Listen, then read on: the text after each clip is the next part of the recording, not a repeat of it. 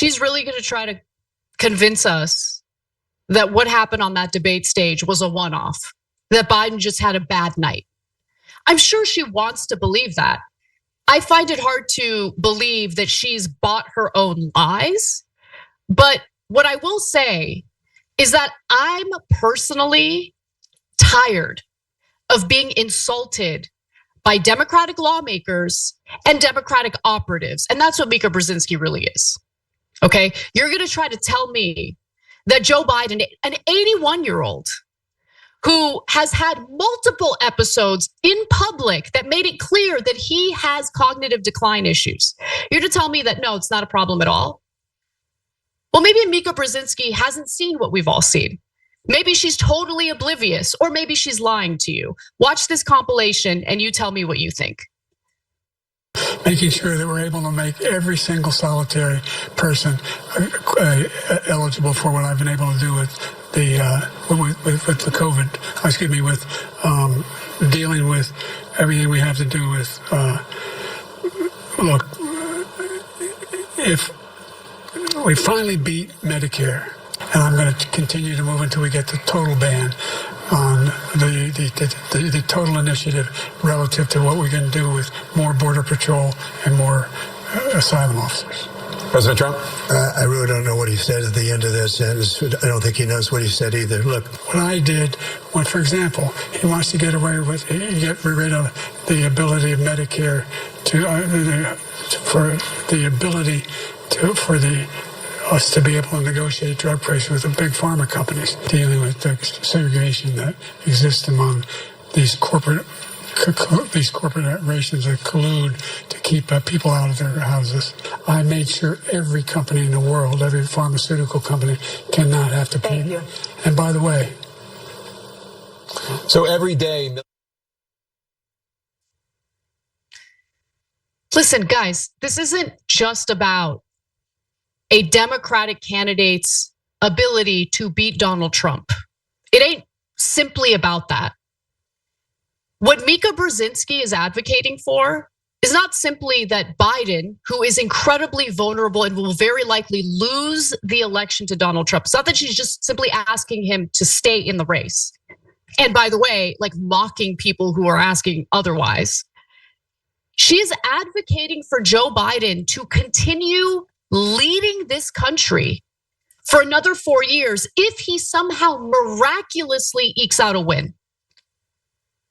Okay, let that sink in for a second. Think about how delusional, irresponsible, and crazy that is. Are people not concerned that he's literally running the country right now? I'm definitely concerned about that. But okay, I mean, as this term comes to a close, can we at least get someone who's not experiencing cognitive decline to run the country? Do Democrats have no other candidate to run up against Donald Trump? Of course they do. Of course they do. What this whole incident has, I think, proven to Democratic voters, including the most hardcore, lifelong Democrats in this country, is that the power grab isn't simply a Republican thing, and it hasn't been simply a Republican thing for a long, long time.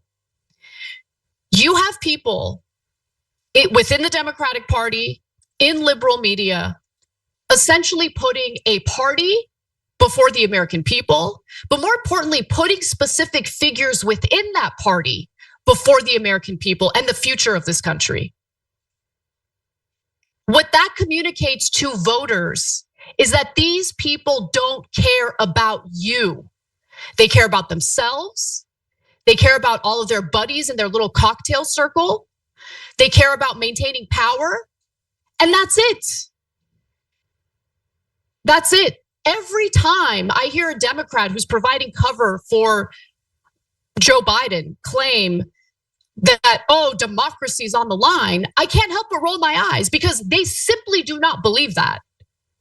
You cannot continue promoting Joe Biden in this race and genuinely believe that democracy is on the line because Biden will lose to Trump.